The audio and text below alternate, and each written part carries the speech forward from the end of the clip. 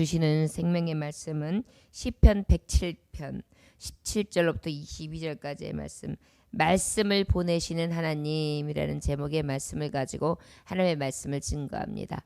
말씀을 보내주시는 하나님, 우리 함께 17절로부터 22절까지의 말씀 한 목소리로 봉독하십니다. 미련한 자들은 그들의 죄악의 길을 따르고 그들의 악을 범하기 때문에 고난을 받아 그들은 그들의 모든 음식물을 싫어하게 되어 사망의 문에 이르렀도다. 이에 그들이 그들의 고통 때문에 여호와께 부르짖음에 그가 그들의 고통에서 그들을 구원하시되 그가 그의 말씀을 보내어 그들을 고치시고 위험한 지경에서 건지시는도다. 여호와의 인자하심과 인생에게 행하신 기적으로 말미암아 그를 찬송할지로다. 감사제를 드리며 노래하여 그가 행하신 일을 선포할지로다. 아멘. 기도하겠습니다. 하나님 아버지, 우리가 때로는 미련한 길을 갑니다. 하나님 앞에 그 미련한 길의 인생은 사망길이며 실패이며 낙심이며 오직 살아가는 길 가운데에 성공하였다 할지라도 그 성공은 얼마 남지 않은 멸망이라는 것을 우리가 하나님의 말씀을 통하여 깨닫습니다. 그럴 때마다 하나님 앞에 회개하고 돌이키면 하나님께서는 은혜와 긍휼을 베풀어 주심으로 아버지의 말씀을 우리에게 주셔서 다시금 새 힘을 얻게 하십니다. 주여, 오늘도 공의의 말씀, 진리의 말씀, 우리를 살리시는 말씀을 가까이 합니다. 아버지께서 보내주신 이 말씀이 우리의 생략이 되게 하시고 양약이 되어 굴쇠 아버지의 사무치게 하심으로 하나님의 주시는 회복과 능력의 역사가 있게 하여 주옵소서. 늘 주님의 말씀만을 사모하며 예수님께 하신 이름 받들어 기도올려나이다. 아멘. 하나님의 말씀이 인생에게 행하시는 기적이 이스라엘 백성뿐만이 아니라 우리에게 늘이지요. 그래서 그 기적을 베푸신 하나님은 우리의 하나님 전능자이십니다. 그럼에도 불구하고 그 전능자를 늘 의지하고 살아가야 되는데 이 미련한 백성들은 어떻습니까? 17절에 보니까 그들의 죄악의 길을 따르고 그들의 악을 범하기 때문에 그랬습니다. 하나님은 공의의 하나님, 거룩하신 자입니다. 죄가 없으신 하나님이십니다. 우리가 그를 아빠 아버지라고 부릅니다. 하나님께서는 우리를 성도 거룩한 백성 되기를 원하시는 것입니다. 그런데 그 거룩한 길을 가야 되는 우리가 어떻게 해요? 늘 미련한 자의 길에 서는데 죄악된 길을 따르게 됩니다. 악을 범하게 됩니다. 그러다 보니까 우리의 죄로 인하여, 우리의 잘못을 인하여, 우리의 할 수 없는 것으로 인하여 고난이 찾아온단 말이에요. 때로는 하나님께서 내리는 고난이 될 때가 있고, 때로는 내가 자처한 고난이 될 때가 있고, 여러 가지 이 일이 왜 내게 있는가 하나님을 의지하고 하나님만 바라보는데 라고 생각하지만 항상 이렇게 그 고난의 결과와 여러 가지 나의 길 가운데 실패 이런 일을 가만히 들여다보면 다 나로부터 시작됐더라고요. 모든 것이 인생의 죄악, 범죄, 나의 고난의 시작은 오직 나의 미련한 인생길에서 온다는 것을 늘 우리는 깨닫게 됩니다. 그런데 그 고난을 받아 그들은 그들의 모든 음식물을 싫어하게 되어 사망의 문에 이르렀도다. 그렇습니다. 우리가 여러 가지 고난을 받게 되면 입맛이 떨어진단 말이에요. 밥맛을 잃어요. 그런데 참 감사한 것은 저는 여간에서는 밥맛을 잃지 않습니다. 하나님 앞에 금식을 어쩔 수 없이 하여서 이제 하나님 앞에 기도해야지, 목숨 걸고 기도해야지. 그럴 때 외에는 조금 있으면 어김없이 배가 고프단 말이죠. 하다못해 장례를 치르고 어머니 아버지가 돌아가셨어도 한참 하다 보면은 꼭 장례식밥을 먹어야 되는 것이 어찌 보면은 얼마나 큰 은혜인지 모르겠습니다. 그런데 정말 신경이 예민한 사람들은 조금만 걱정거리가 있어도 곡기를 끊더라고요. 그리고 또 그걸 일러서 아주 정말 힘든 일을 만나면 사실 입맛도 잃죠. 그리고 별로 먹고 싶지 않습니다. 그런데 이렇게 미련한 길로 인하여 음식을 전폐할 정도로 그렇게 심각한 일을 만날 때가 있어요. 그뿐만이 아니라 또 그들의 모든 음식을 싫어하게 되어 사망의 물에 이르렀다.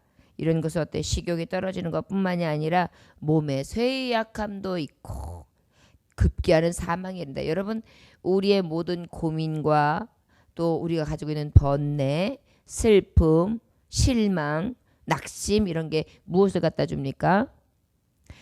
하나님의 말씀에 보면은 이런 것들이 다 우리의 골수에 미친대요. 뼈가 마른다 그러죠. 뼈가 마른다는 것은 곧 뼈에서 뭘 만들어냅니까? 피를 만들어내요. 결국은 뼈가 마르는 것은 피도 부족할 수밖에 없다는 말입니다. 그러다 보니까 어때요? 결국은 사망의 문에 이르게 된다. 죽게 된다. 이렇게 말하는 것입니다. 그래서 우리는 어때요? 늘 하나님 앞에 음식도 구해야 되지만 입맛도 구해야 돼요. 하나님, 식욕이 떨어지지 않게 해주세요. 너무 정욕, 이 식욕에 얽매여 있는 것도 문제지만 식욕이 떨어지는 것도 어때요? 병이에요. 우리가 하나님 앞에 미련한 자로서 늘 고민하고 또 번뇌함으로 인해서 자기 생각을 앞세움으로 인해 하나님의 말씀 약속의 계명을 앞세우기보다 내 생각 내 뜻을 앞세움으로 인해서 어때요? 이 안에 복잡한 생각으로 인해 내 영혼에 심각한 질병이 온다든지 내 육신에 심각한 질병으로 떨어져서 사망의 문에 떨어지는 일이 있지 않기 위해 먼저 하나님 앞에 구해야 되는 줄 믿습니다. 이것이 바로 미련한 인생들이에요. 그렇지만 하나님의 은혜 입은 사람들은 어때요? 근심은 있습니다. 여러분, 나는 하나님을 믿으니까 이제부터 근심 끝! 걱정 끝! 이렇게 하면 좋겠어요. 그런데 물론 주의 은혜로 근심과 걱정 끝은 시켜주세요. 하지만 근심되는 일이나 또 여러 가지 염려의 일이 끊어지지는 않거든요.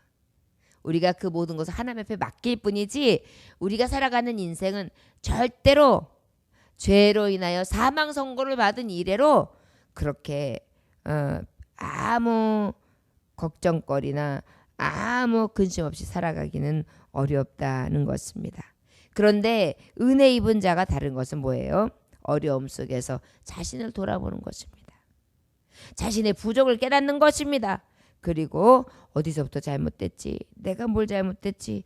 내가 하나님 앞에 또 사람 앞에 어떻게 해야 되지? 늘 하나님 앞에 나를 돌아봐요. 그리고 부르짖게 되죠. 그리고 회개 기도를 하게 됩니다. 그리고 하나님 앞에 어때요? 더욱더 매달리게 되죠. 이게 바로 고난이 유익이라는 것입니다. 때로는 고난이 은혜가 될 때가 있어요. 여러분, 고난이 없으면 기도하는 것도 아무래도 식어지거든요. 목회자인 저도 늘 그런 것을 느껴요. 하나님은 저를 한 번씩 텐션을 주시는 것 같아요. 이렇게 탁탁 치세요. 절대 기도하지 않으면 안 되게끔 기도거리를 주십니다. 오늘 새벽에 사실은 속도 굉장히 안 좋고 몸은 막 굉장히 아프고 도대체 눈을 감았다 떴다가 3시서부터 해가지고 야, 오늘 새벽 예배 갈 수 있을까? 막 그래가지고 되게 힘들었어요. 그래가지고 한 3시 반까지도 일어날까 말까 계속 그렇게 혼자서 번뇌를 했어요. 너무너무 힘들어서. 그런데 그냥 가만히 생각해보니 야, 지금 하나님의 일을 생각할 때도 네가 잘 때냐? 그 다음에 네가 여러 가지 육신의 문제로 봤을 때도 네가 지금 잘 때냐? 가서 기도해도 부족한데 네 몸을 쳐서 하나님 앞에 드리고 하나님 앞에 기도해야지. 지금 누워있을 때가 아니지. 일어나라. 아파도 일어나라. 그것이 바로 하나님 보시기에 네 마음과 정성을 받으신 하나님의 마음을 움직여주시지 않겠냐? 그래서 그냥 그 몸을 갖다가 일어나가지고 그냥 다시 말씀에 이렇게 앞에 서가지고 다시 한번 묵상하고 그러니까는 어때요?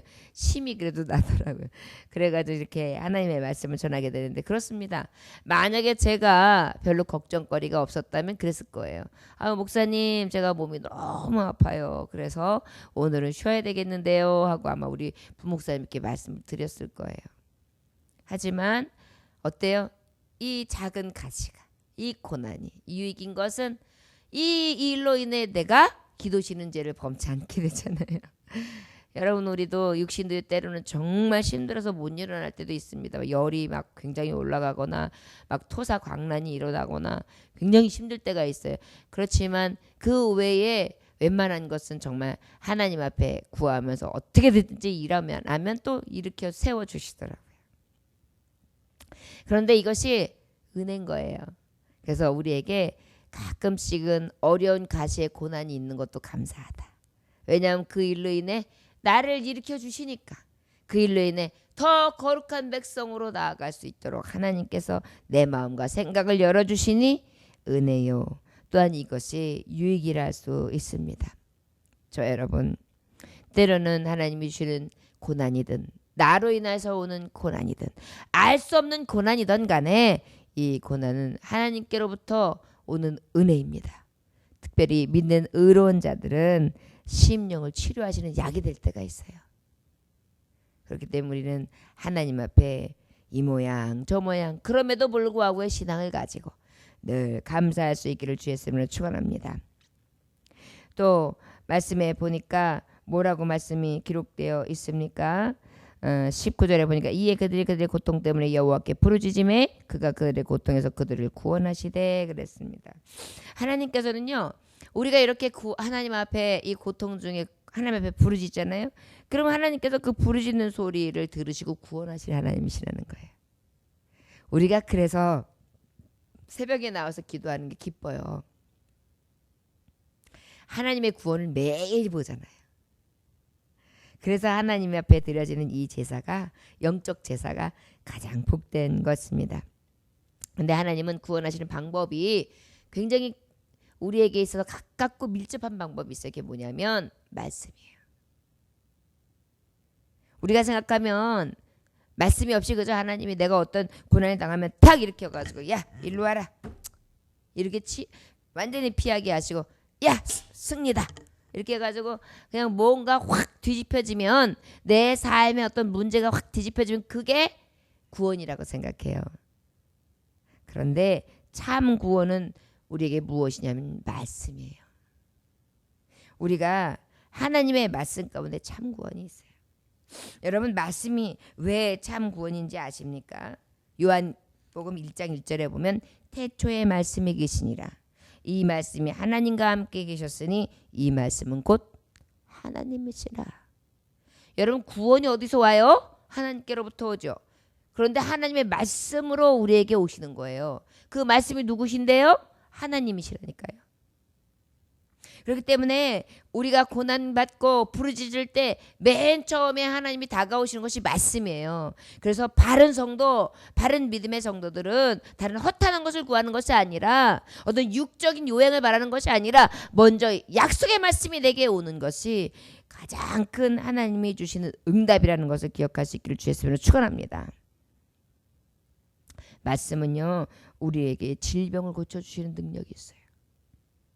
말씀은요, 우리를 위험한 지경에서 건져주세요.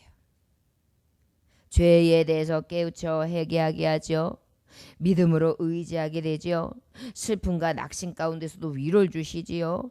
구원과 치료의 능력이 있죠. 여러분, 하나님의 말씀은 능력이 있어요. 그 말씀 자체에서 치료가 있어요. 그 말씀 자체에서 구원이 있어요. 그 말씀 자체에서 힘이 있어요. 그 말씀 자체에서 은혜가 있어요. 그 말씀 자체에서 우리를 살게 하시는 구원의 능력이 있기 때문입니다. 그래서 우리 하나님은 우리 인생들에게 이 말씀을 보내주시고 이 말씀으로 말미암아 정말 우리를 살리시는 능력으로 역사해 주시는 줄 믿습니다. 사무엘하 22장 31절에 하나님의 도는 완전하고 여호와의 말씀은 진실하니 그는 자기에게 피하는 모든 자에게 방패시로다. 하나님의 말씀을 우리에게 주신다는 의미는 하나님이 방패되신다는 말씀입니다. 하나님의 말씀 속에는 얼마나 많은 약속의 말씀들이 있습니까? 그 약속의 말씀이 내게 오실 때에 그 말씀을 아멘 하고 받을 때마다 하나님은 그 말씀의 역사, 그 약속대로 방패가 되어주시기 때문입니다. 그래서 우리가 정말 고난이 있고 어려움이 있을 때마다 이 말씀이 우리에게 임하면 이 말씀이 나를 살리고 가장 의롭게, 가장 정하게, 가장 약속 있는 말씀을 가진 자의 유익으로 승리의 삶을 살도록 인도해 주시는 줄 믿습니다. 말씀을 보내어 그들을 고치시고 위험한 지경에서 건지시는도다. 21절 여호와의 인자하신가 인생에게 행하신 기적으로 말미암아 그를 찬송할지어다. 감사제로 드리며 노래하여 그가 행하신 일을 선포할지어다. 정말 우리 하나님은요, 우리를 구원해 주시는데 말씀을 받을 때마다 얼마나 감사한지, 얼마나 그 말씀이 내게 힘이 되는지, 그 말씀 자체가 찬송이 되고 간증이 되게 하실 줄 믿습니다. 시편 119편 50절에 보니까 이 말씀은 나의 고난 중에 위로라. 주의 말씀이 나를 살리셨기 때문이니이다. 여러분, 어떤 고난이 와도 고난의 끝은 죽음이에요. 여러분, 그렇지 않습니까? 인생이 고난길이에요. 마지막에 죽을 때 그 사망의 문에서 얼마나 고통스럽습니까? 그렇게 마치는 거예요. 또 어머니 뱃속에서 나올 때 어떻습니까? 고통 가운데 몸이 부서지고 숨통이 끊어지는 것을 경험하면서 세상으로 나와 응애 울며 시작하는 거예요. 그리고 갈 때 고통스럽게 호흡이 끊어지며 가는 것입니다. 그렇다면 우리에게서 이 말씀은 어떤 의미입니까? 영생이잖아요. 생명이잖아요. 소망이잖아요. 소망이 끊어지는 것이 아니라 소망 있게 하시는 것이잖아요. 그때마다 얼마나 용기를 줍니까? 그 말씀이 우리에게 얼마나 큰 힘이 됩니까? 능력이 됩니까? 방패가 됩니까? 이 말씀을 우리에게 주시는 하나님이세요. 저 여러분, 어떤 요행이나 어떤 기적이나 이적 이런 것들이 내 눈앞에서 이루어지는 것만이 능력이 아니라 그때마다 나를 살리시는 성령께서 주시는 감동의 말씀을 보내주시느니 그 하나님 앞에 찬송과 영광을 돌려야 될 줄 믿습니다. 119편 105절에 보니까 주의 말씀은 내 발의 등이요 내 길의 빛이니이다. 내가 캄캄할 때 어두울 때 빛이 되시고 등불이 되신 하나님의 말씀으로 내게 오시는 거예요. 이사야서 40장 8절에 보니까 푸른 마르고 꽃은 시드나 우리 하나님의 말씀은 영원히 서리라. 모든 것은 실어버리고 말라버리고 인생들도 끝이 있겠지만 하나님의 말씀 곧 하나님은 영원하신 말씀이며 영원하신 분이십니다. 우리는 그 영원하신 말씀을 받는 것입니다. 누가복음 1장 37절에 보니까 대저 하나님의 모든 말씀을 능하지 못하심이 없느니라. 능치 못함이 없는 하나님의 말씀으로 내게 오셨으니 믿는 자에게 능치 못함이 없느니라. 오늘도 어김없이 이 귀한 말씀으로 우리에게 다가오시는 하나님, 우리의 부르짖음 앞에 그 말씀에 약속을 주시는 하나님, 그 하나님을 의지하며 믿음으로 감격과 감사함으로 나아갈 수 있기를 원합니다. 근대 과학의 다윈과 그의 진화론이 더불어 시작되게 됩니다. 다윈이라는 사람은 진화론을 폈던 사람입니다. 그런데 그러한 사람이 진화론이 뭐예요? 원숭이서부터 시작해가지고 우리 시조가 원숭이인데 자꾸 차츰 변해가지고 사람이 됐다라는 말도 안 되는 것을 주장을 펼쳤던 사람입니다. 그런데 그가 주민들을 위해 자기 집을 개방했다는 것은 아주 매우 뜻깊은 일이었습니다. 복음주의자였으며 어린이집 설리자인 페간이라는 사람이 마을로 이사 왔을 때입니다. 그런데 이 다윗은 페간에게 이런 편지를 썼습니다. 이 페간이라는 분이요, 복음주의자였어요. 그런데 그 마을의 주민들을 위해서 이렇게 다윈을 만나게 되고 또 그 주변의 마을 사람들을 다 만나게 되는데 이 다윈이 마음에 진짜로 이 진화를 펼쳤던 이 사람이 고백한 글이에요. 당신은 몇 년 동안에 걸친 우리의 노력보다 더 많은 것을 단지 몇 달 동안에 해주었어. 우리는 결코 술주정뱅이를 교화시킬 수 없었소만. 이제 다윈이 집을 이렇게 열어놓고 사람들을 교화시키려고 나름대로 정말 많이 몇 년 동안에 걸쳐서 공을 들였던 거예요. 그런데 교화시킬 수 없었소만 당신의 도움으로 우리 마을에는 술주정뱅이가 남아있지 않소. 과학은 인생 가운데 자리하지만 그러나 오직 그리스도만이 인간을 구원할 수 있소. 과학은 인간에게 약간의 도움을 줄 수 있어요. 그러나 구원은 누구에게만 있냐? 예수밖에 없다는 것입니다. 야고보 5장 15절에 믿음의 기도는 병든 자를 구원하린 주께서 그를 일으키시리라. 혹시 죄를 범하였으려 사하심을 받으리라. 구원과 우리의 모든 질병과 고통에서 구원할 자 오직 예수. 히브리서 7장 25절에 그러므로 자기를 신부 하나님께 나아가는 자들은 온전히 구원하실 수 있으니 이는 그가 항상 살아계셔서 그들을 위하여 간구하심이라. 부르짖고 그 앞에 나아가는 자를 하나님은 위하여 기도하시고 편에 서시는 줄 믿습니다. 저 여러분, 말씀으로 보내주시고 그 말씀의 약속을 통하여 구원을 이루어 주시며 영영하신 말씀, 치료의 말씀, 능력의 말씀, 빛과 등불이 되는 말씀, 이 어두운 세상에서 헤매이고 방황하며 염려와 근심 속에 살아가는 우리에게, 소망 없는 우리에게 이 말씀을 보내주셔서 살게 하시고 능력을 부어주시는 하나님, 그 아버지 앞에 영광 돌리시기를 주의 이름으로 축원합니다. 오늘도 이 귀하신 은혜, 하나님이 말씀을 보내주신다. 말씀을 보내주시는 약속의 하나님, 약속의 말씀을 주시는 하나님, 말씀이신 하나님을 찬송하고 그 이름을 의지하여 오늘도 감사하면서 구하시는 한 날 되시기를 주의 이름으로 축원합니다. 기도하겠습니다. 하나님 아버지, 그때그때마다 미련한 자는 하나님의 계명을 어기고 하나님의 말씀을 멀리하지만 하나님을 입은 자는, 하나님의 은혜를 입은 자는 하나님의 말씀을 가까이 하면 그 말씀을 주신 것 가지고 자신을 돌아보며 부족함을 깨닫고 늘 아버지 앞에 부르짖어 회개하며 이 고난 가운데 건져주실 이 하나님밖에 없음을 아버지 기억하며 구원을 구합니다. 하나님 아버지, 우리의 몸도 마음도 연약함을 치료하실 수 있는 약은 오직 하나님이 약속의 말씀 보내주시는 신약과 구약 외에는 없습니다. 주여, 오늘도 말씀의 약을 주시는데 이 주신 말씀을 기억이게 하시고 하나님 아버지 주야로 묵상하고 또 씹고 곱씹어 하나님 내 영의 양약이 되게 하심으로 영혼을 소생시키게 하시고 낙심과 고난 중에 주님이 주시는 소망과 능력의 말씀을 통하여 승리케 하여 주옵소서. 오늘도 귀한 것 하나님의 약속의 말씀을 보내주신 감사드리오며 예수님 이름으로 기도 올려나이다. 아멘. 하늘에 계신 우리